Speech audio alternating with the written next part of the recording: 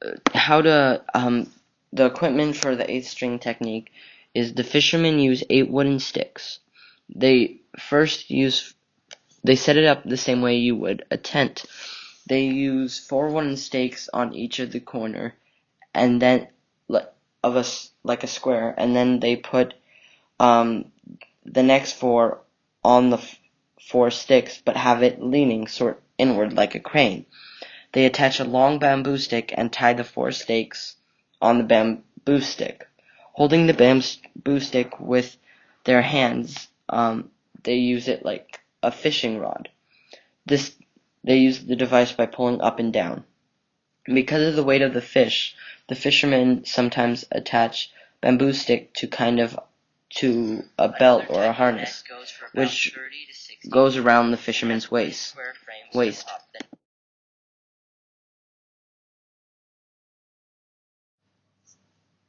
The technique was picked up from foreigners, which is called sawang. To the Chinese people, this means throw the net.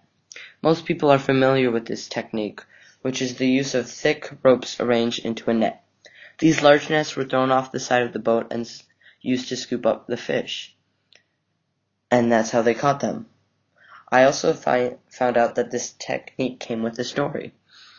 Legend has it that when this technique was first rejected by the Chinese people, one Chinese man tried it and caught a really big fish. This fish turned out to be the Fish King, and the man who caught it was granted a wish. From this time until the 1980s, the ancient Bai people were using this technique.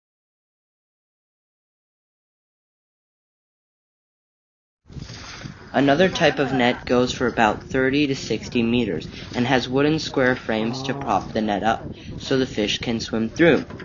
This net is mainly used for shrimp and much smaller fish. It is a similar design to the net used to catch bigger fish, where they swim through the openings swims through the openings, which becomes smaller. With this design, the fish do not get stuck on the bristles on each side of the net. Instead, the fish and shrimp end up tangled with each other. When the fisherman pulls the net out of the lake, the fish end up being in one big pile together.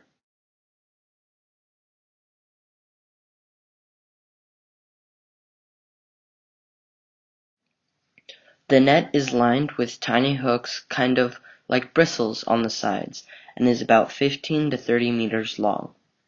When the fish swims into the opening, the hole of the net gets smaller and smaller, and the fish become tangled on the sides of the net.